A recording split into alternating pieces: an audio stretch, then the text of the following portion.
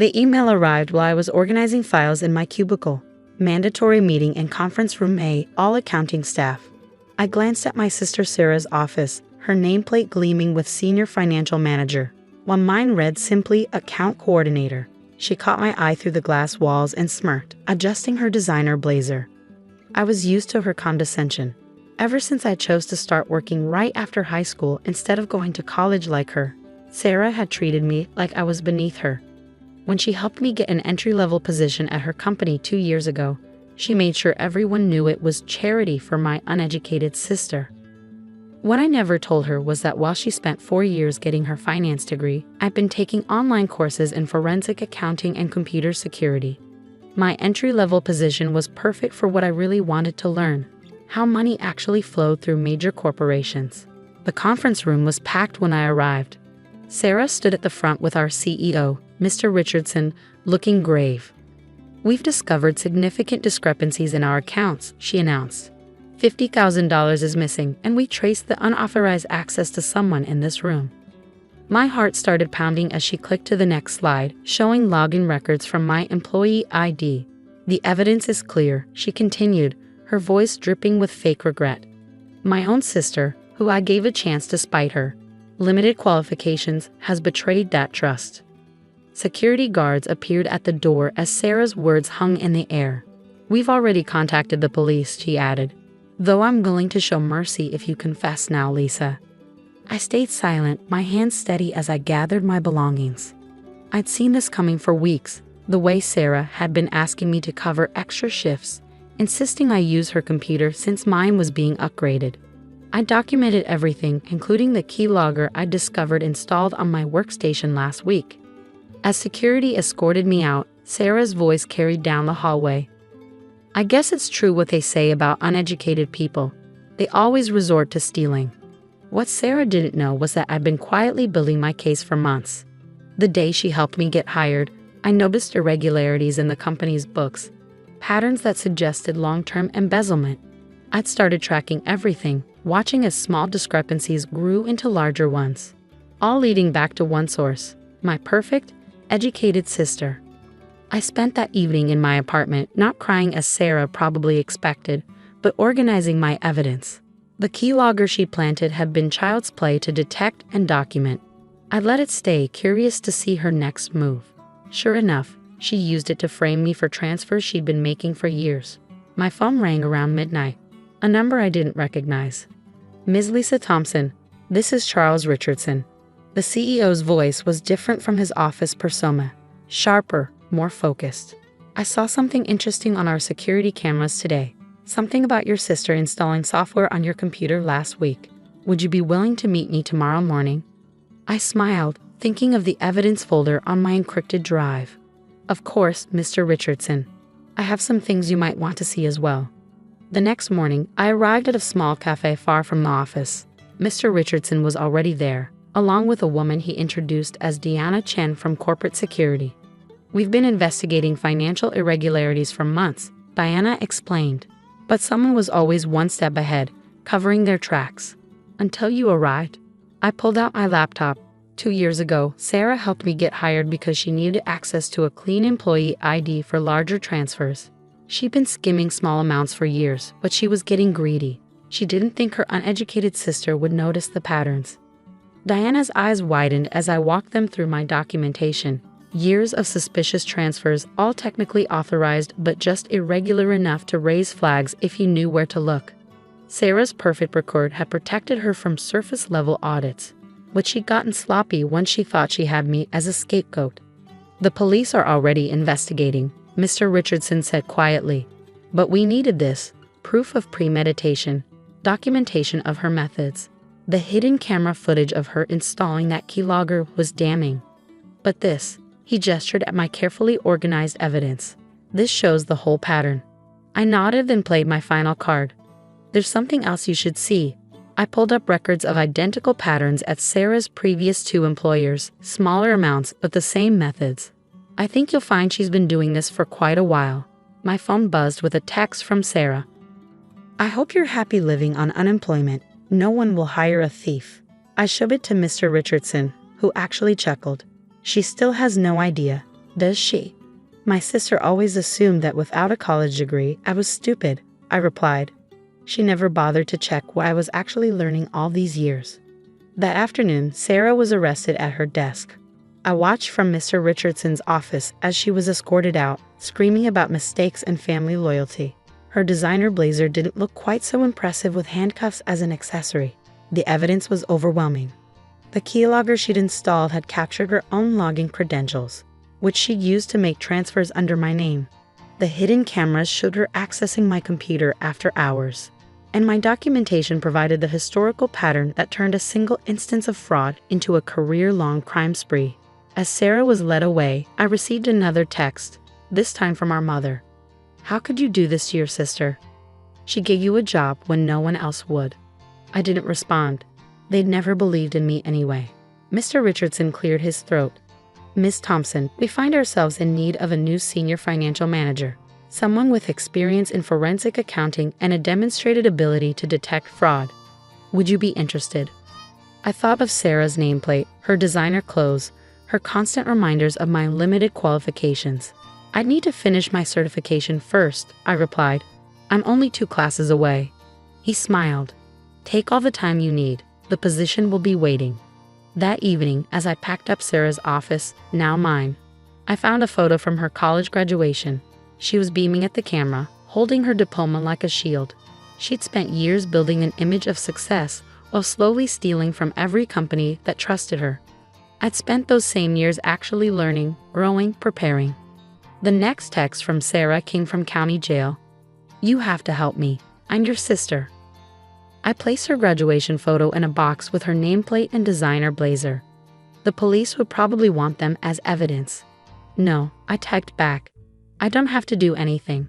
Educated people should know better than to commit fraud. Then I sat down at my new desk, opened my laptop, and started reviewing the company's security protocols. There was work to be done, and I'd earned my place at the table, no degree required. Updates from the prosecutor's office arrived regularly over the next few weeks. Sarah's previous employers were pressing charges, her perfect reputation crumbling as each new investigation uncovered more theft. Our parents, finally forced to face the truth about their golden child, stopped offending her and stopped attacking me.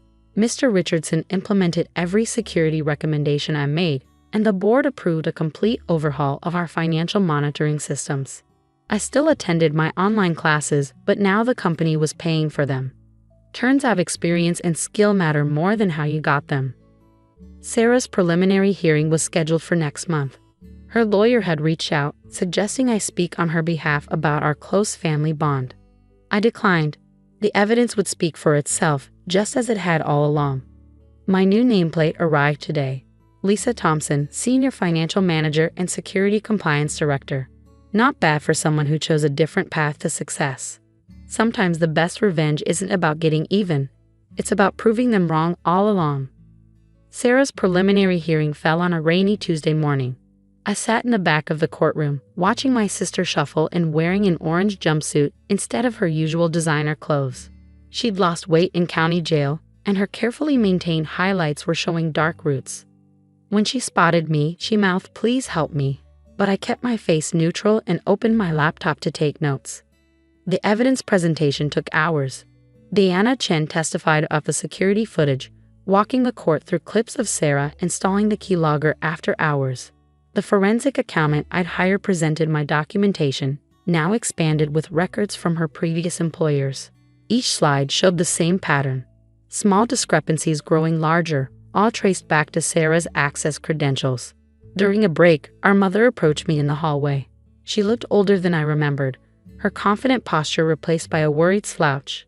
"Lisa, please," she begged. "Sarah made a mistake, but she's still your sister.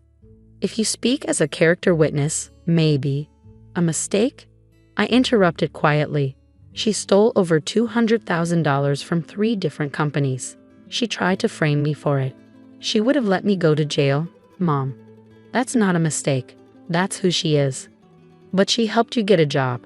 Without her, I would have found another way to succeed. I always do." I gathered my belongings. "She didn't help me get that job out of kindness. She needed someone to take the fall when she got caught." The only mistake she made was underestimating me. Back in the courtroom, Sarah's lawyer tried arguing that her previously exemplary character should be considered. The prosecutor countered by playing the security footage audio of Sarah, mocking my education while setting me up to take the blame. The judge's expression hardened with each recording. "Your Honor," Sarah's lawyer attempted, "my client's sister holds a senior position at the company now. Surely that demonstrates the family's commitment to..." "Ms. Thompson earned that position by uncovering your client's crimes," the prosecutor interrupted. "The same crimes Ms. Sarah Thompson tried to pin on her sister because she assumed no one would believe someone without a college degree." Sarah crumbled visibly at that, finally seeing how completely her plan had backfired. The preliminary hearing ended with her case bound over for trial, bail denied due to flight risk.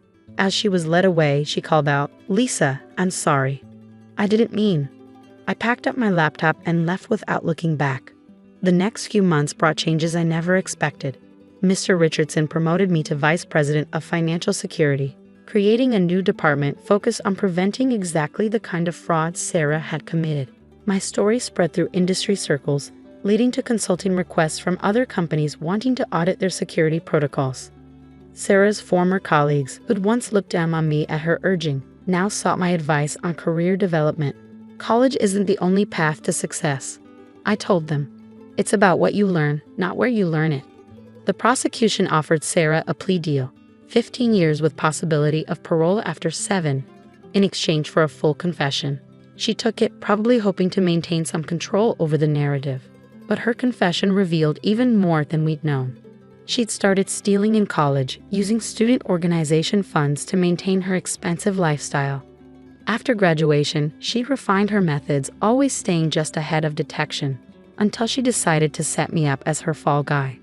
The day of her sentencing, I finally agreed to meet her in the holding cell.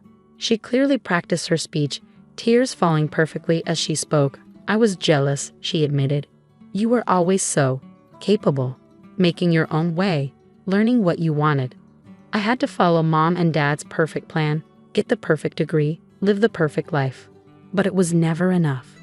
So you decided to steal what you couldn't earn," I finished, "and blame it on me because you thought no one would believe I could catch you." "I'm your sister," she whispered. "Doesn't that mean anything?" I stood up. "It meant something when you helped me get hired. It meant something different when you tried to send me to prison. Now it just means I know exactly who you are." The judge sentenced her to the agreed-upon 15 years plus restitution. Our parents sat in the front row, finally accepting that their perfect daughter had built her success on lies. They tried to approach me after the sentencing, but I had a meeting to attend. That meeting changed everything. A major financial security firm had heard about my work on Sarah's case. They wanted to partner on developing fraud detection software based on my methodologies. The contract would make me a millionaire several times over.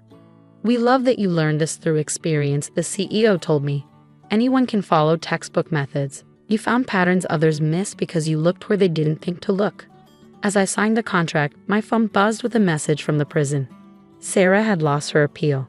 She wanted me to help fund her commissary account since our parents couldn't afford to support her anymore. I deleted the message without responding. Later that week, I got an interesting email from Sarah's last victim, her previous employer. Their audit had revealed that she'd hidden some of her stolen funds in overseas accounts. They wanted to hire me to trace the money.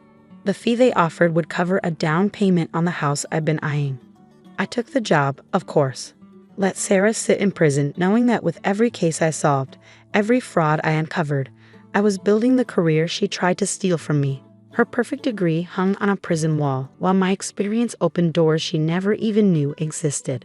Our parents finally stopped trying to contact me after I blocked their numbers. They'd spent years praising Sarah's academic achievements while dismissing my practical experience. Now they could spend years visiting her in prison while reading about my success in the financial press. 5 years after Sarah's arrest, I stood at a podium accepting an industry award for innovation in financial security.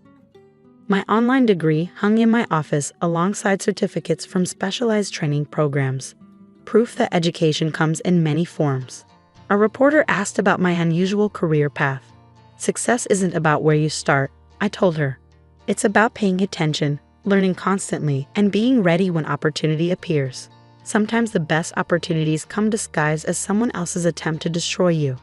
Sarah still writes sometimes through the prison email system. She's teaching other inmates about finance, she says. Claims she's changed. Maybe she has. But her last email caught my attention. I'll be up for parole in 2 years. I've learned so much from my mistake. Maybe you could hire me. Give me a chance I once gave you. I archived the email without responding. Some lessons take longer to learn than others. Sarah taught me that family isn't about blood. It's about trust. She broke that trust, and all the degrees in the world can't repair it. My new fraud detection software launches next month. It's designed to catch exactly the kind of schemes Sarah used to commit. In the end, her attempt to destroy me gave me the knowledge to help others protect themselves. That's a kind of justice even she couldn't steal. The company's annual report came out yesterday. There's a whole section about our new security protocols, complete with a photo of me at my desk. No designer clothes, no fake smile. Just the quiet confidence of someone who knows exactly what she's worth. Sarah will probably see it in the prison library.